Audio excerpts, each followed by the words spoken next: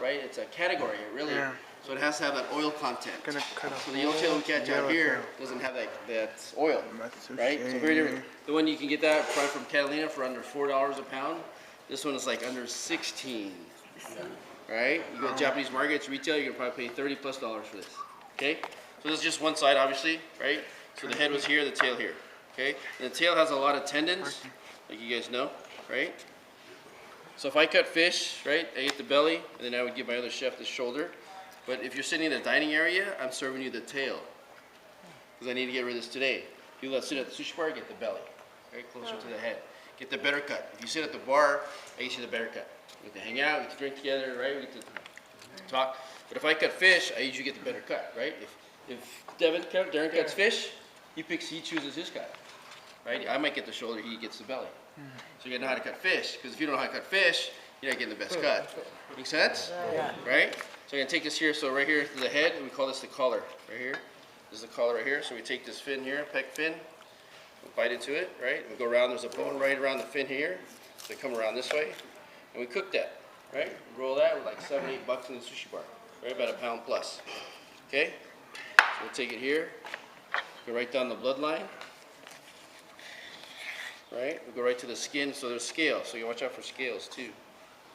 Scales aren't good, right? So we take that, so this is the shoulder, this is what I would give Darren in his sushi case, and I get the better cut. The belly is the best.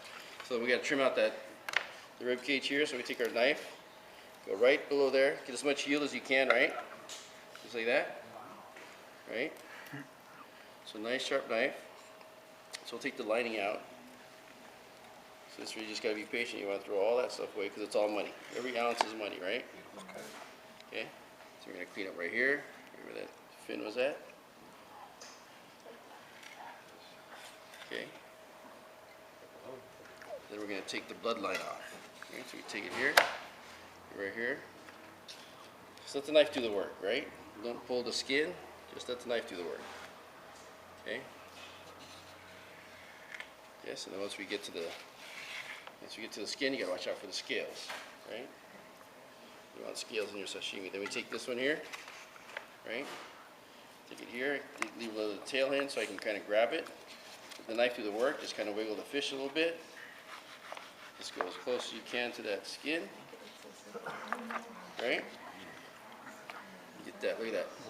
0 waste, yes? Alright? That's it. When it's my money, that's what we get, right? Just think of it, it's your money, right? So then we take it here, so a little more bloodline left there. So we take it here, nice 45-degree angle from the tail all the way down, right? Get this. So we throw a lot of it away, okay? Stuff that you don't want to eat, okay? You don't use that in stock or anything No, like you that? could, but we go through so much of this. It's right here too, right? This darker stuff, edible, right? Just a little more flavor. A lot of people don't want it. There's a little more tendons over here, so we can take that away. It goes right here, right? So it's not like bones all through there, huh? No, yeah. Unlike the salmon with the pin bones, right? So here you go. This is the best part. That's your sashimi grade. Right, this one you can do all kinds of stuff. So I'll clean this one up too. So same thing, right along the bloodline. There's bones right here, right? Just come right here. Let's go just nice and slow. And once you get to that skin, you can just watch out for your scales, right? Same thing here, right? Just hold go from the tail here a little bit. Once you get to that skin, just let the knife do the work.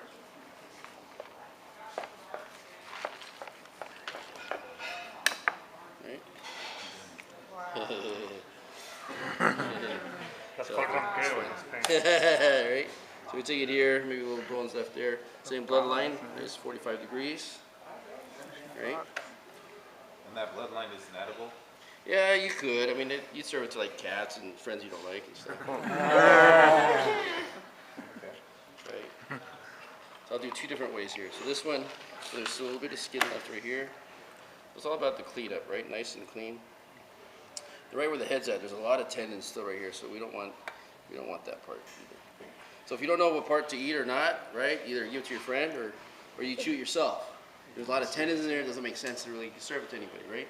Even though you can make like $3, it doesn't. You want $30 from somebody, right? So the way I break this down is, right? So this is where the spine was at.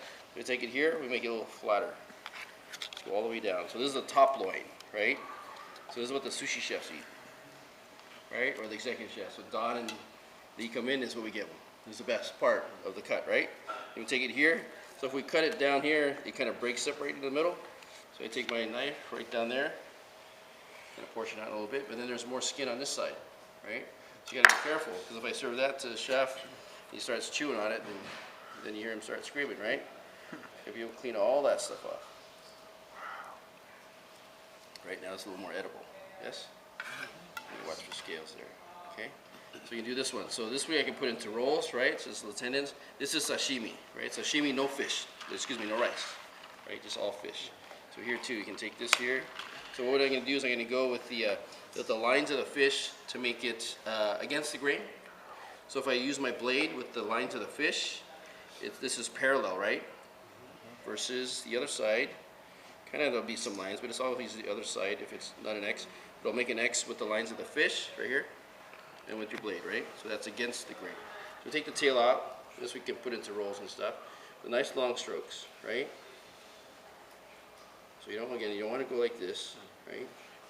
And it shows you. So this is where you can make some money, right? Yeah. So this is what I would serve to the dining still, right? So it's not the best cut. But that's what you do, right? You get to know your regulars, who comes in. But I can make this thing amazing. But you can see all that oil right there, right? All the omega-3 oil, that's all on my board and all that. I just wipe it on my face. I'm actually 83 years old. No, don't do that. So here's one way you can do it. So I'll cut all this up. So we're going to make nigiri, right? Little rice balls with the fish on top. So I'm still looking for scales. So the key, what I'm looking for here, is I'm looking for some imperfections. So honestly, even bacteria, right? So I look here. Right, I cut, I flip it over, I look here. So if there's any bacteria or anything going on, then it goes in the trash, right?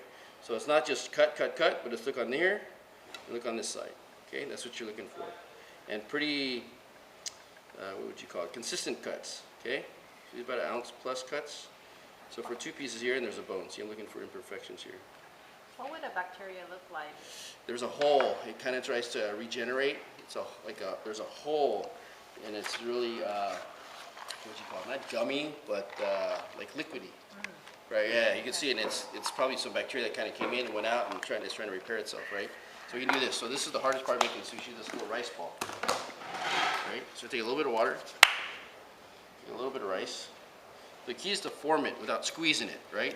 Everyone tries to squeeze it, and you get this little form. But you can hear all that starch now, right? It looks like that, right? So same thing if you eat half of it, it's just gummy. You don't want. So a little bit of water, take the little rice, I roll it in my hand, right, and I form it with my thumb. I flip it over, I do the other side, and that's about it. So if you eat half of it, see how it just crumbles? That's the texture of the rice that you want, right? So you take it here. What about when they go? Yeah, I'll show you right here. So you take it right here. So I can do this as long as I want. It's 4.5 days, 4.5 hours. But as soon as I pick up my fish, traditionally you take it, smear wasabi, but as fast as I can, right? Make a rectangle box, you flip it over. Put it back down on your left hand, you form the fish around the rice. As fast as you can, because it should be cold. The longer you hold the fish, you start to build bacteria. You start to get it warm, right? So you do this forever, but as soon as you pick up your fish, we call neta, little smear wasabi on the bottom, make a rectangle box, you flip it, you put it back down, form the fish around the rice. So 2 pieces there in a sushi bar is $6. How much money you can make right there. Right? Right? If you know how to do it right. Right? If you own it, right? So then you can make a whole lot of money here. So you take it here. So when we do stuff for some of these hotels, like tomorrow, I think we're doing 200 of these tomorrow, right? So you take it here. Again, the traditional smear wasabi. You rectangle box, you flip it, back down. And the way to eat this is you dip it in your soy sauce upside down. You eat it upside down, so the fish is on your tongue and not the rice. Right? Yes? So you, so you can smear a little bit on top if you'd like, wasabi, and then dip it, right? So you take it here, right? You get a rectangle box, you flip it, right back down, form the fish around the rice. So the fish should still be cold, okay? If it's not cold, your fish case left open, that's where it starts to get warm. Then you go like this, you go, hoop. Yes? This is good for one more. Usually I'm better with a beer or something. Hoop. There you go.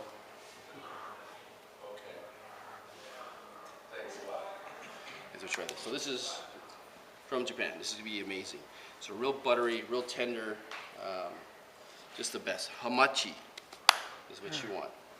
So this is farm raised also, okay? So which is good, farm raised, and I'm sure Chef talked to you about it. It's going to be the way to go, right? Even with your vegetables and everything. Just get to know your farmers, know your fish farmers as well. So if you're a fish farmer and you can sell in Japan, you're golden. If you're a fish farmer and can't sell in Japan, you're not there yet, right? So I don't know if you looked into the Mount Cook salmon yet. If you guys, they talked about Mount Cook salmon from New Zealand. No. The water that they put into the tanks, obviously you can drink, but the water that comes out of the tanks that filters out, you can drink, right? So that's what they want. It's all just all the stuff on the bottom that kind of a lot of people don't like, right? So this will be money. This is the best of the best.